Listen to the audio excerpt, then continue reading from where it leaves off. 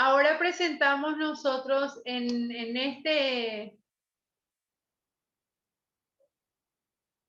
énfasis, vemos un poquitito la tercera parte del periodo medieval que arranca del 1300 al 1500. Son acontecimientos que a mí siempre me gusta hacer mención antes de introducirnos a lo que es propiamente dicho el periodo de la Reforma Protestante. Primero, porque nosotros de manera secular tenemos que hacer ¿cómo se dice? Un repaso donde vemos qué son los puntos que se están desarrollando. Primero es que empieza en Italia un nuevo despertar llamado el Renacimiento. Nosotros hablábamos de la Edad Media, que abarcó muchísimos años y donde la Iglesia Católica tenía un poder, pero fuertísimo sobre todo ello, en lo que es cultura, en lo que es canciones, en todo la Iglesia Católica llevaba un fuerte énfasis. Pero cuando vemos nosotros entre el 14 y el 15, el siglo 14 y 15, el despertar del Renacimiento, vemos que hay algunos cambios. En el principio tenía una base cristiana, si no, no se podía hacer pintura, no se podía hacer música, no se podía hacer cultura, nada, si no era con esos principios. Entonces, vemos nosotros que en el Renacimiento lo que surge o lo que se desarrolla es el desarrollo del humanismo. ¿En qué consiste? Primero, las universidades, ¿verdad? El movimiento escolástico buscaba cómo relacionar la fe con la razón. Y empezó la Universidad de París, la Universidad en Oxford, la Universidad en Cambridge y la Universidad en Bolonia. En esas 4 universidades es lo que ellos comienzan a introducir el movimiento escolástico, o sea que esa fusión de razón con fe, que hasta ese momento era solo fe en la Edad Media. El Renacimiento hace este énfasis en estas universidades. Estamos hablando entre el 14 y 15 del siglo después de Cristo, ¿sí? Y una de ellas vemos las maravillas de arquitecturas góticas, ¿sí? Esa es una de las cosas que nosotros no podemos, a pesar de que la Iglesia Católica en algunos puntos de lo que es el Renacimiento no estaba de acuerdo, se hizo catedrales góticas, ¿sí? Como ustedes verán ahí, ese es uno en España que es gótica, ¿sí? Aquí en Paraguay nosotros también tenemos, y yo les soy sincero, hermano, una de las cosas que a mí me gusta es en cada ciudad, el Señor me ha dado la oportunidad de ir en mi país, en el interior, por el Instituto Bíblico. El Señor me ha llevado a ver al interior de varias ciudades y una de las cosas es que el concepto que se trajo de España aquí en América Latina se hizo muy fuerte aquí en Paraguay, que es las ciudades fundadas en el tiempo de la colonización, tiene un énfasis. Una plaza, hacia un costado está el centro de salud, hacia el otro costado está la policía, hacia el otro lado está la gobernación y hacia el otro lado está una escuela. Ese es algo peculiar de lo que es el tiempo.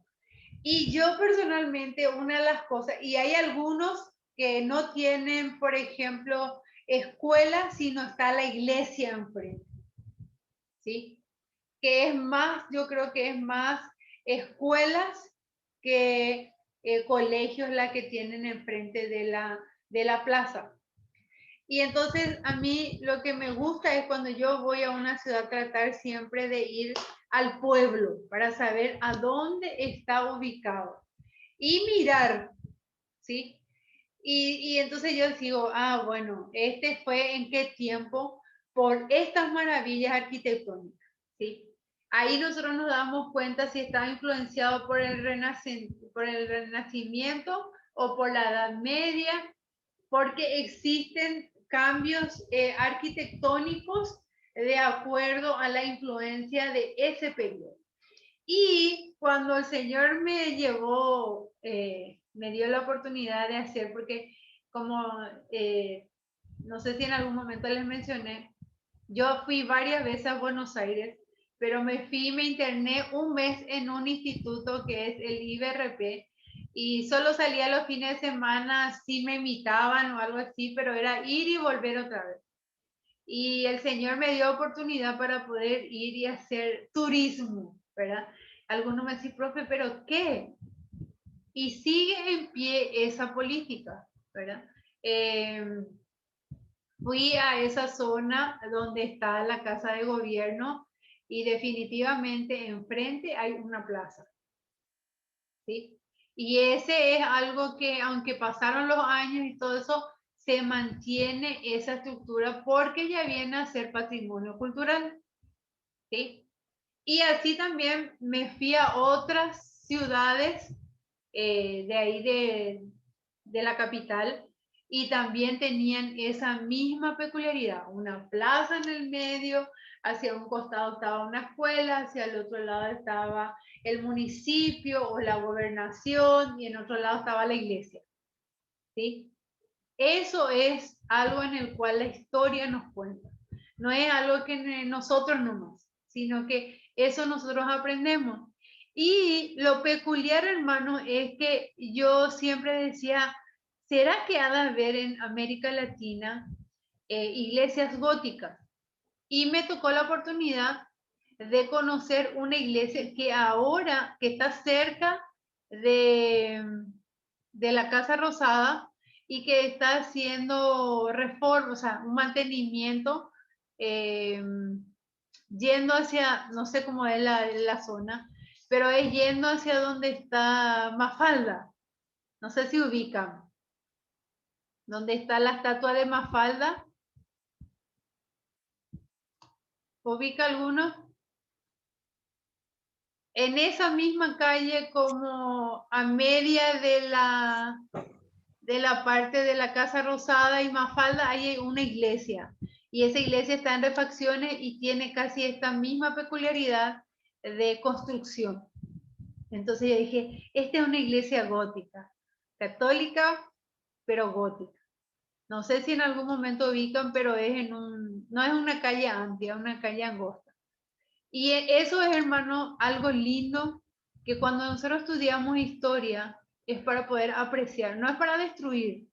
Cosa que de repente vamos a ver que en el tiempo de la reforma se destruyeron muchas cosas y que eso no fue bueno también para enriquecimiento, ¿sí? Como ustedes verán, estas son otras modalidades góticas también que hay. Eh, hay una que yo vi, que es la iglesia donde estaba el nuevo Papa, ahí en Buenos Aires.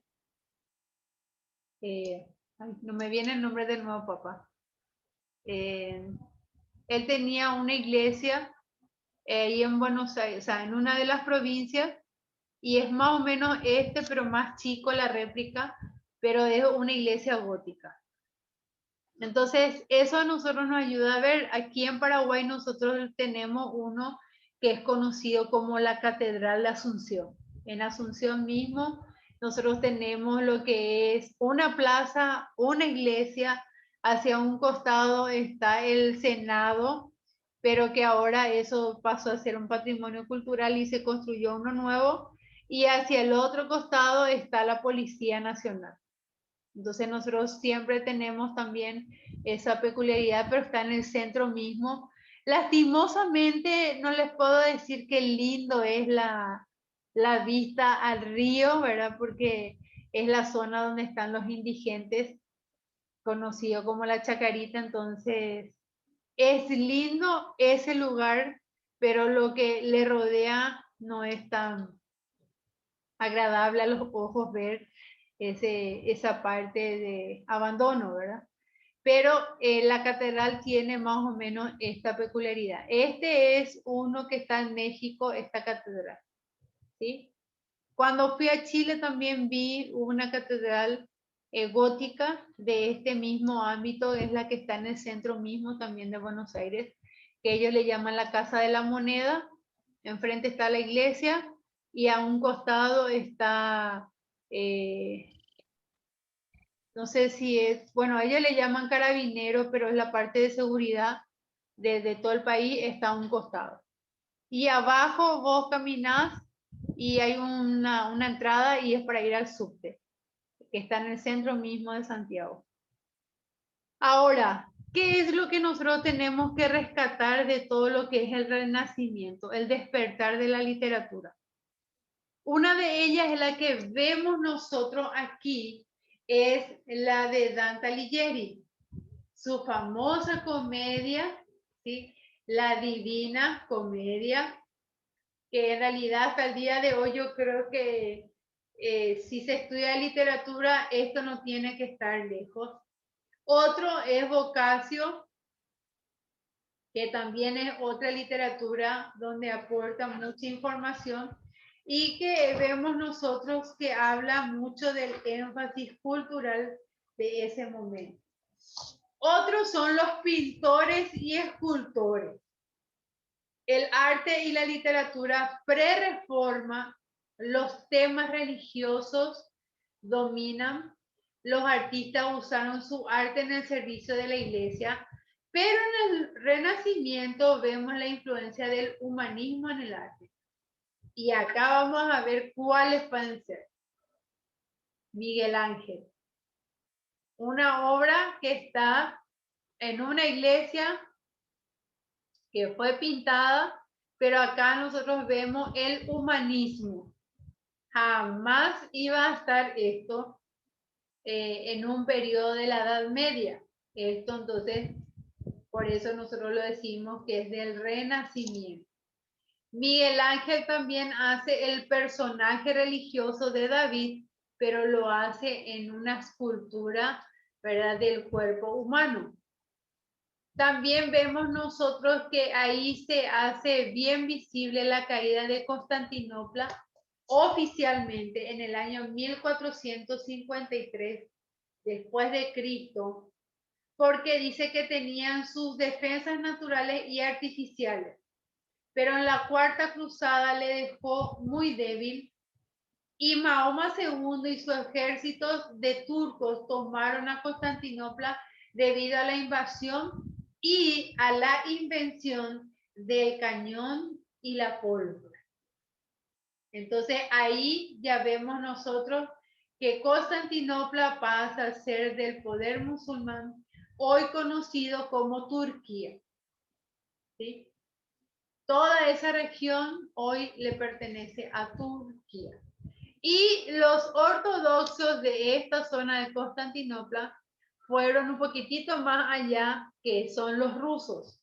En la zona rusa ellos pasaron todo lo que es la parte de la iglesia ortodoxa cuando fue conquistada por los musulmanes.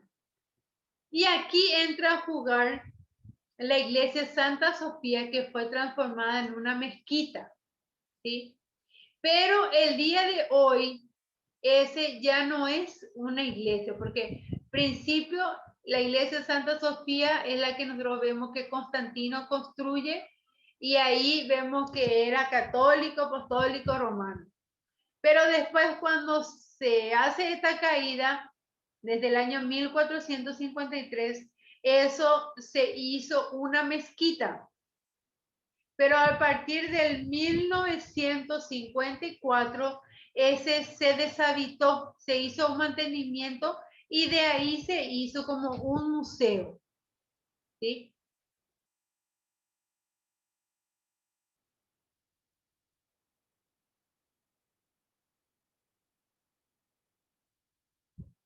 Les quiero mostrar algo aquí.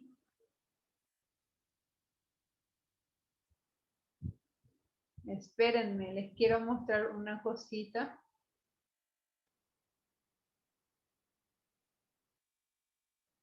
para que ustedes puedan ver un poquitito.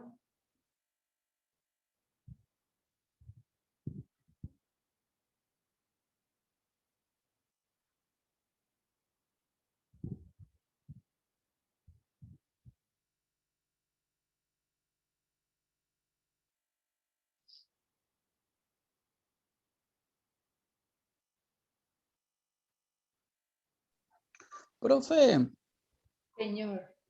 si la mezquita esta de Santa Sofía dice que lo construyó Constantino, pero Constantino estaba en el año 300 y acá me figura que en el 500 se empezó a construir, 532. Es otro Constantino entonces, ¿no? No, es el mismo. ¿El mismo? Mm. Sí.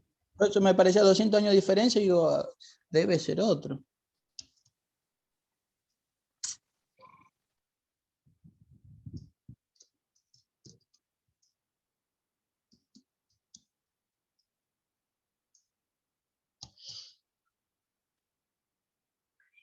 Constantino fue el que construyó esa iglesia y esa fue una iglesia puntal dentro de lo que es Constantinopla. Constantino eso lo construyó para su mamá.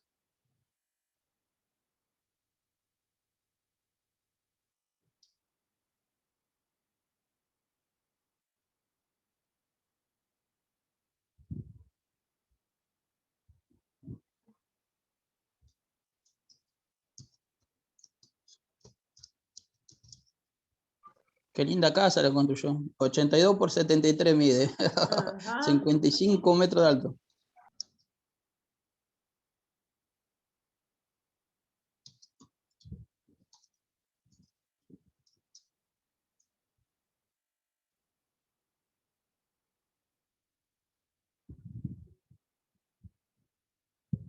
Pero es hermoso lugar y yo siempre digo, hay tantas cosas que el Señor hace y que a veces nosotros no nos damos cuenta o de repente no dimensionamos.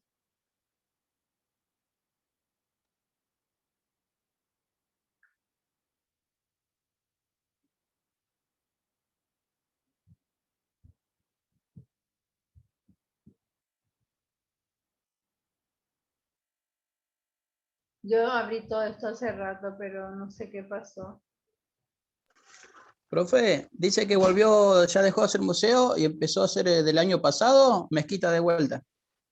¿En serio? Sí, en julio de 2020 dice. Volvió a hacer mezquita. Ah, sí.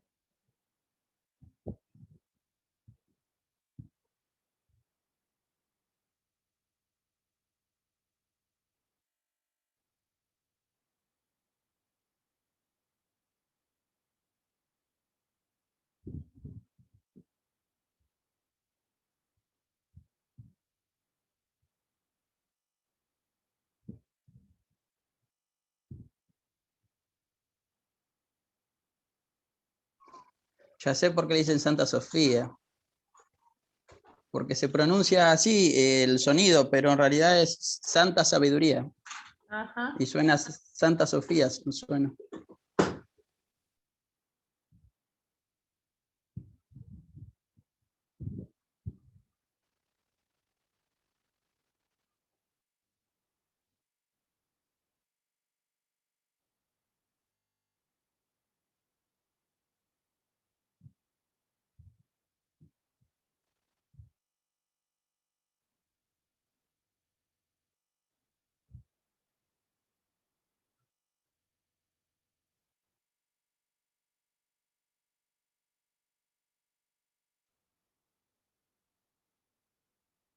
Ven bien.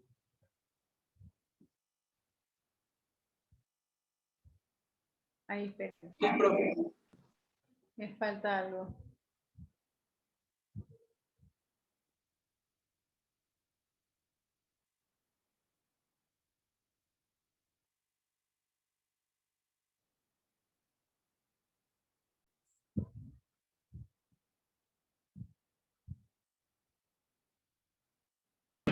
Santa Sofía ha visto cómo caían imperios, se reemplazaban religiones oficiales y cómo incluso se cambiaba el nombre de la ciudad que la alberga, pero siempre ha resistido. Construida en el siglo VII, fue durante años la basílica cristiana más grande del mundo. Casi 1000 años después, fue convertida en una mezquita bajo el Imperio Otomano. Pero en los años 30, por decisión de Kemal Atatürk, fundador de la República de Turquía, pasó a ser un museo, un símbolo del nuevo Estado secular. Desde entonces ha sido un punto de encuentro para muchos credos, sin pertenecer a ninguno. Un lugar donde papas y presidentes acudían a contemplar su maravillosa arquitectura. Pero la religión es una herramienta política para el presidente Erdogan, que ya anunció sus intenciones de cambiar el estatus del edificio en mítines electorales.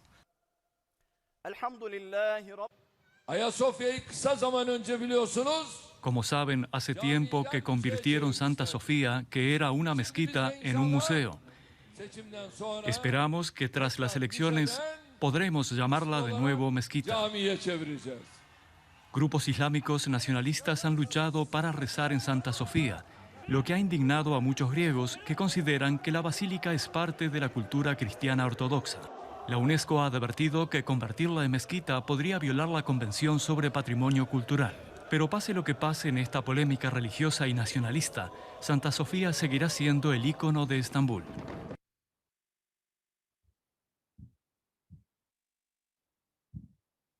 ¿Qué tal? ¿Sabían esta información? Profe, ahí dijo que fue construida en el siglo VII, o dio otra fecha.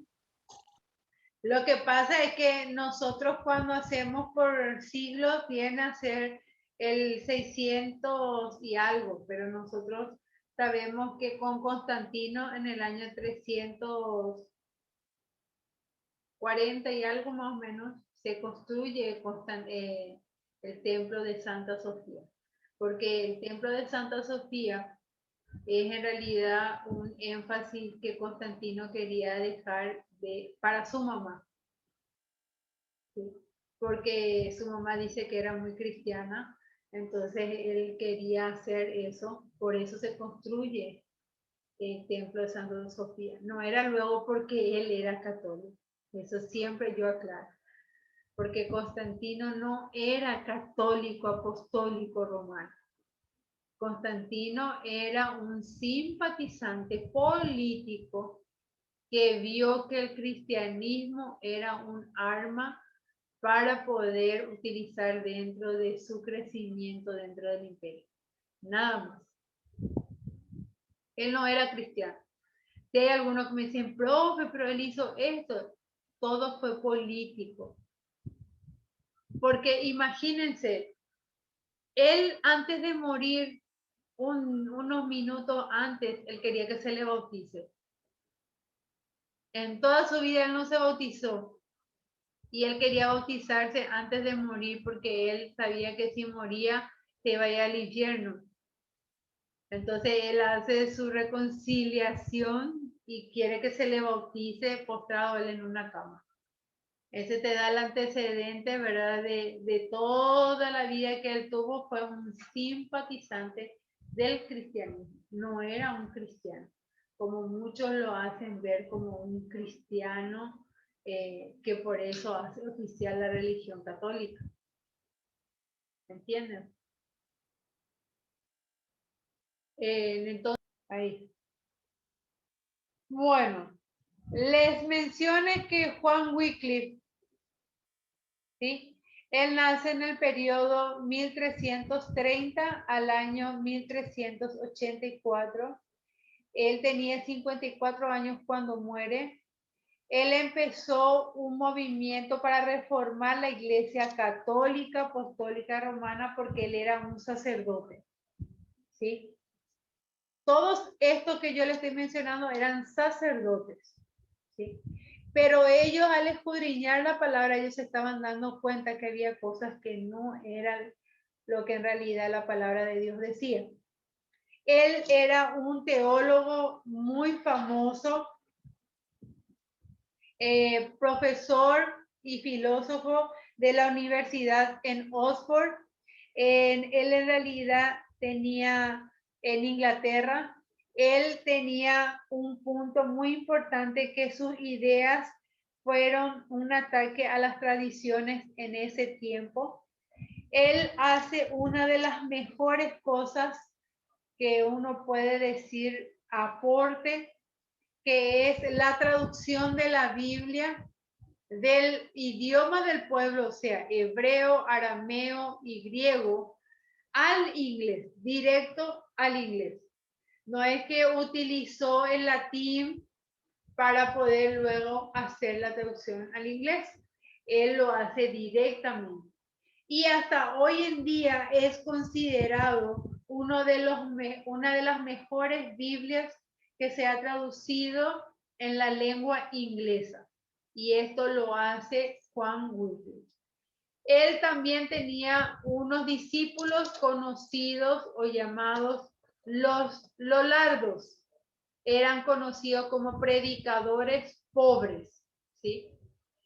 También Juan Wycliffe enseñó la autoridad de las escrituras para el pueblo, porque ustedes sabrán que siempre la Iglesia Católica tenía el énfasis que en el templo y en el altar nada más se leía la Biblia.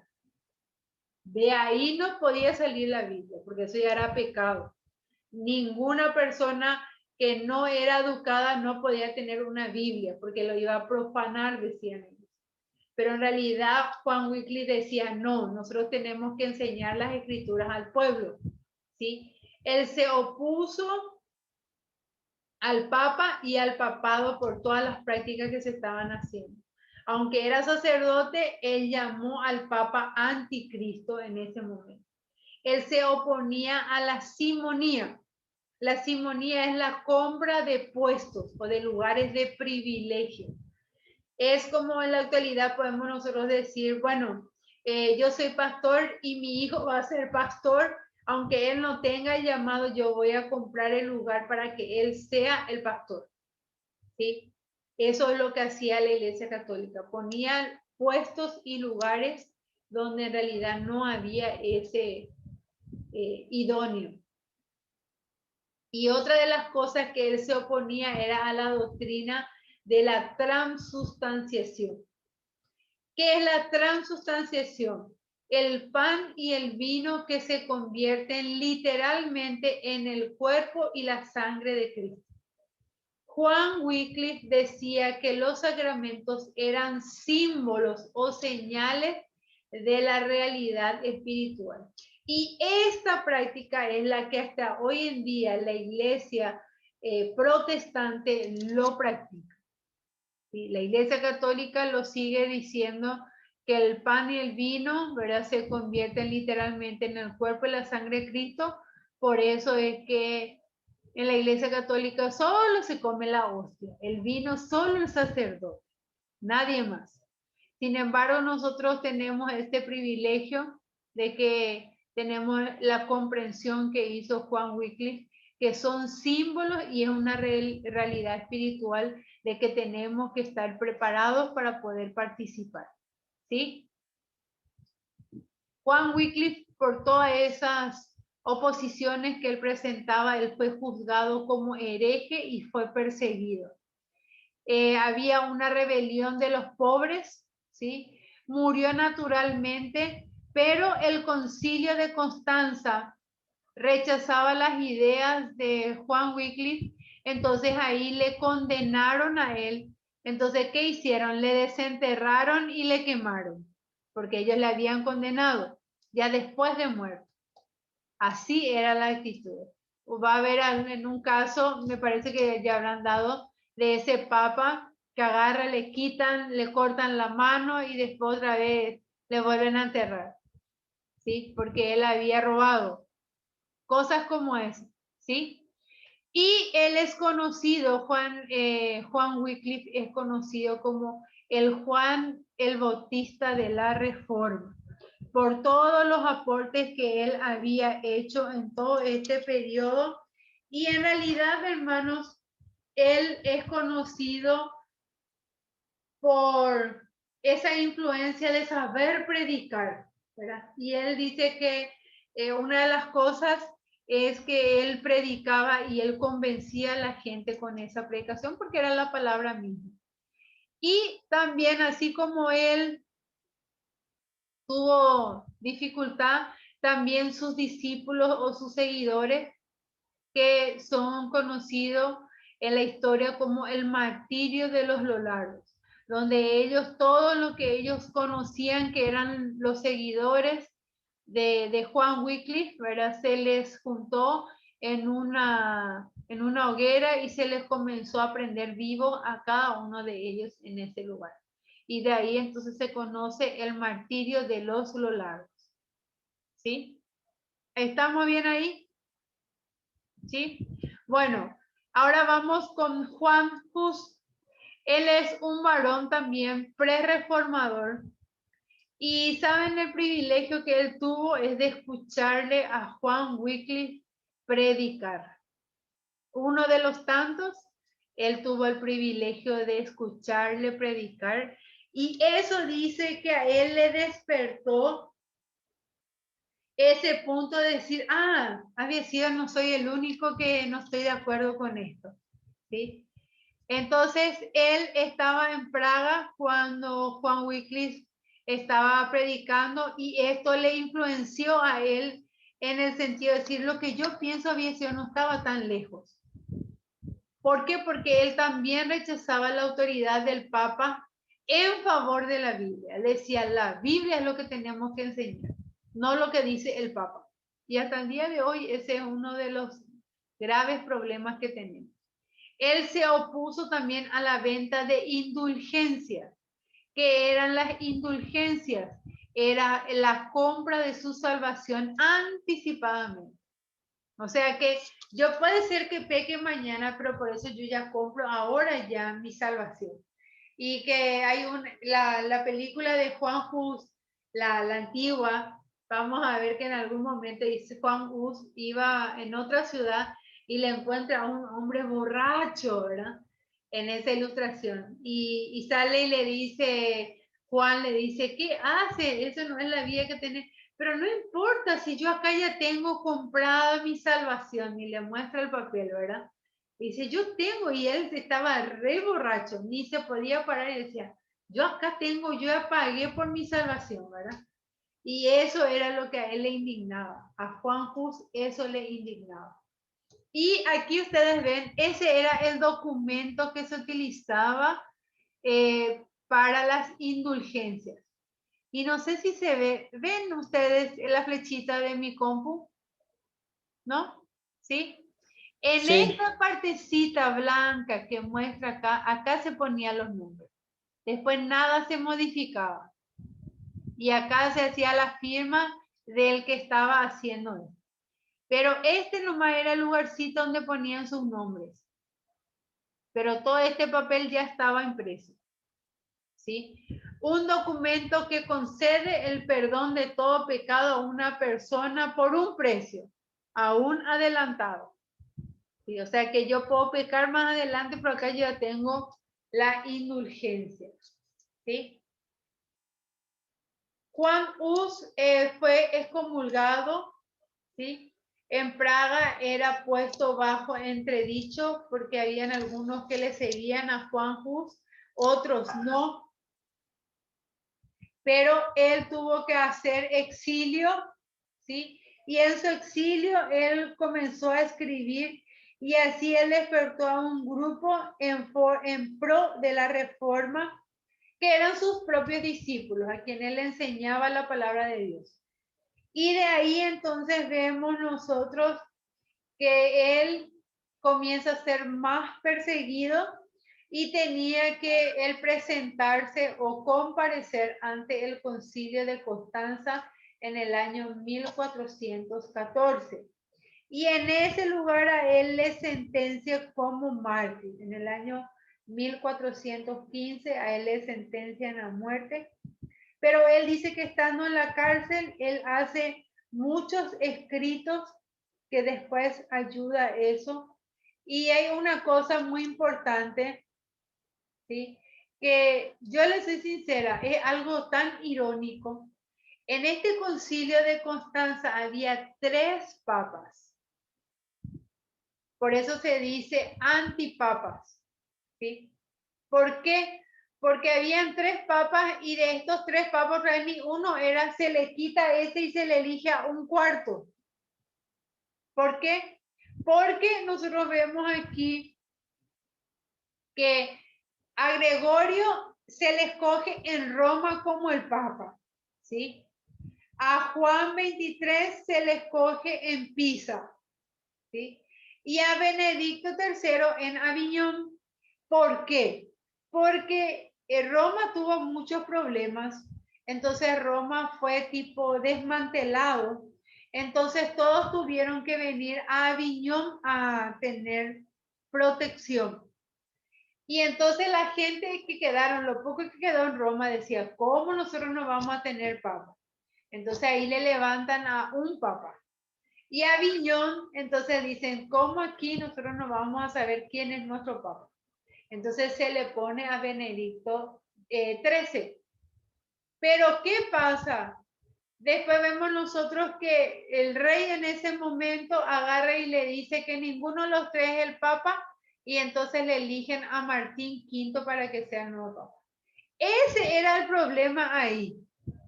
Pero lastimosamente le afectó a Juan Hus porque en este concilio, en el último punto, dijeron, bueno, le vamos a condenar a Juan por hereje, ¿verdad? Por no cumplir con las promesas que él había hecho como sacerdote, porque él era un sacerdote.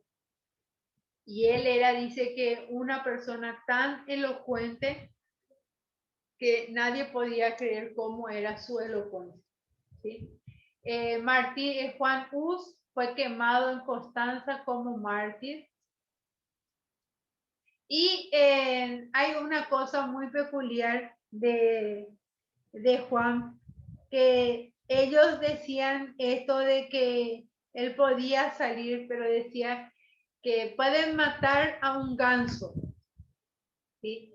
Pero va a venir un cisne negro que no se le va a poder ocultar.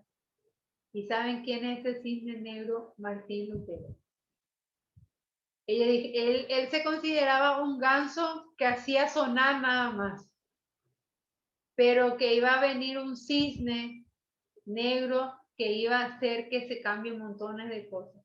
Y 100 años después nosotros vemos que eso lo hace Martín Lutero en el 1517. 100 años después. Jerónimo Savonarola es otro prerreformador. Él nació en Italia, se hizo monje con los dominicanos y llegó a ser un prior del monasterio de San Marcos, o sea, el que era más alto de rango en todo este monasterio. Él trabajaba principalmente en Florencia, Italia, ¿sí? Y una de las cosas que él tenía era que él predicaba y profetizaba como los profetas antiguos contra el lujo y la ostentación de vanidades en favor de los pobres y profetizó un juicio sobre la ciudad. Cuando de veras, ¿sí? Cuando de veras vino ese juicio, Jerónimo ayudó a la ciudad y gobernó como dictador.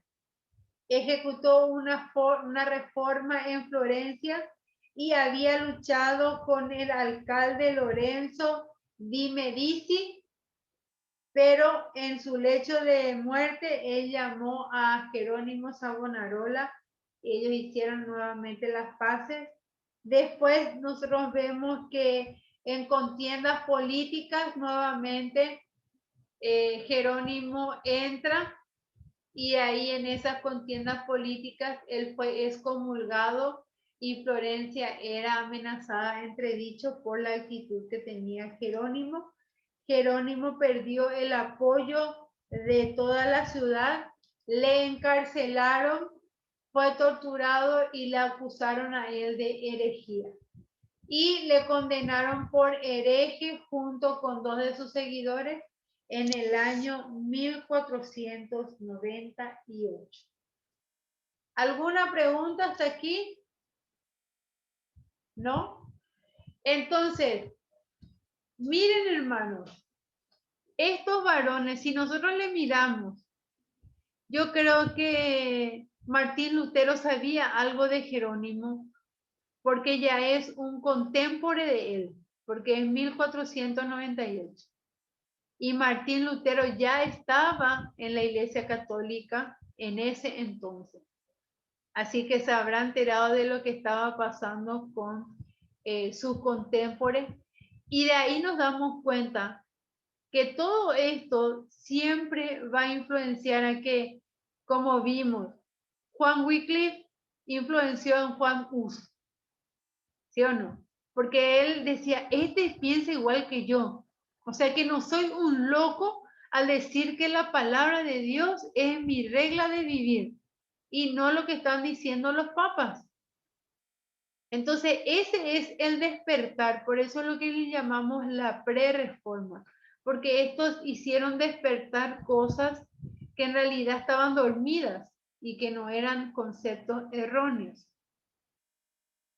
Entonces, estos pre-reformadores predicaron y el pueblo les seguía, atacaron con valentía los errores de su tiempo, fueron juzgados herejes y perseguidos.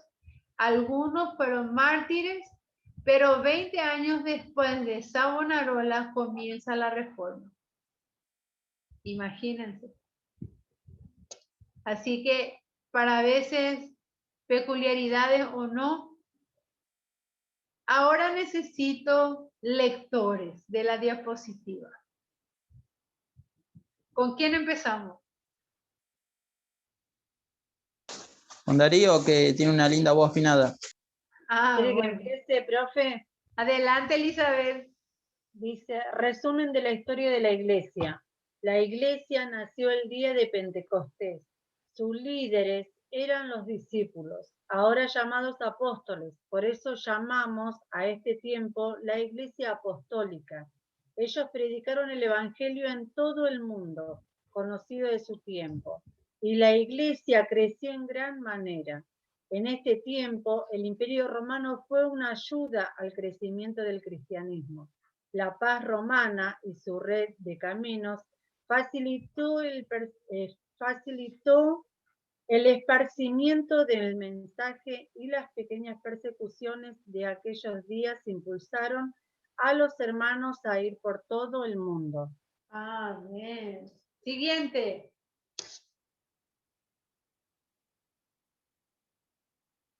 ¿Sigo? ¿Sí? Alrededor del año 100 se murió Juan, el último de los apóstoles. Este tiempo se caracteriza por las persecuciones severas que el Imperio Romano desató sobre el cristianismo. Ahora, en vez de recibir protección por los romanos, era ilícito ser cristiano. No sé qué dice ahí, so pena de muerte. So pena de muerte. Miles de cristianos daban su vida porque no renunciarían nunca a su Señor, ni ofrecerían sacrificios a los ídolos romanos. El crecimiento de este periodo no es tan obvio, pero aún las más crueles persecuciones no podían detener la Iglesia de Jesús. Seguía creciendo y estableciendo su organización y doctrina. Gracias, Eli. Ahora Eli, la otra Eli.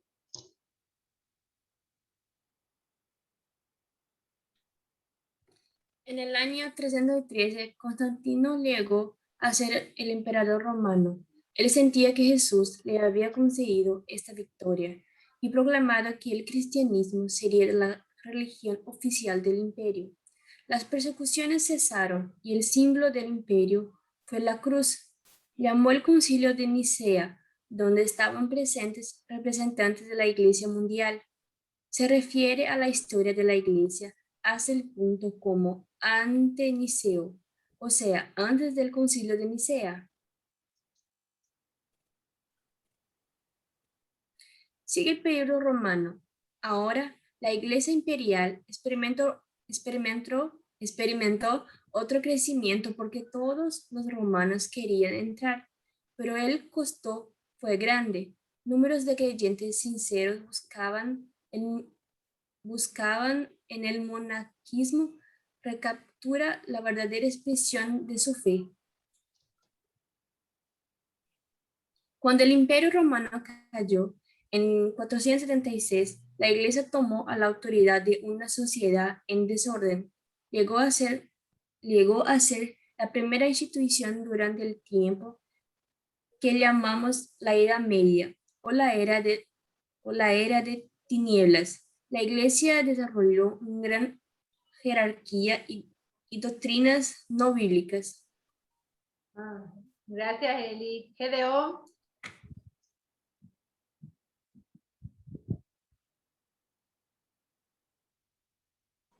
Durante este tiempo sucedió la primera división mayor de la Iglesia cristiana, cuando la Iglesia del Occidente, con su sede en Roma, rompió relaciones con la Iglesia del Oriente. Dirigía el Constantinopla, la Iglesia medieval occidental, entre varias cruzadas, luchando mayormente contra los musulmanes.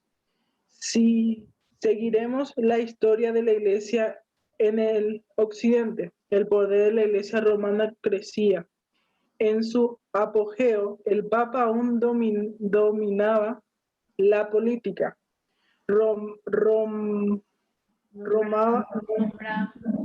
Romaba las leyes. La sociedad estaba entre los grandes cambios.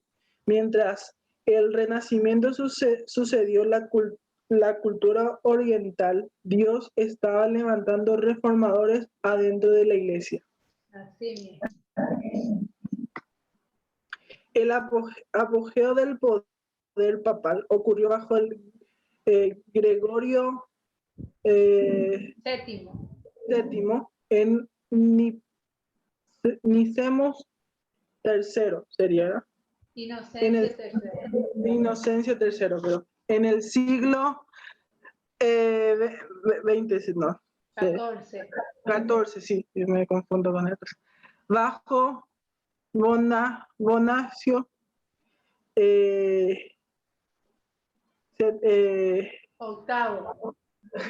octavo, el Papa pereció su poder. En el mundo estaba cambiando, mientras la Iglesia se había corrompido. La Simona, la incertidumbre y la decadencia moral contribuyeron a la pérdida.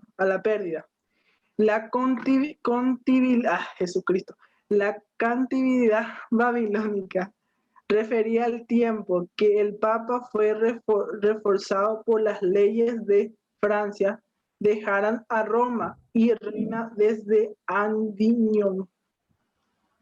Surgieron los antipapas en el 1414, siendo 1414, Jesucristo, no, se me traba todavía cuando leo. 1414. El 414 en el concilio de Constanza tuvo que tratar el problema cuál de los tres penitentes fueron los verdaderos papas. Así. Disculpa.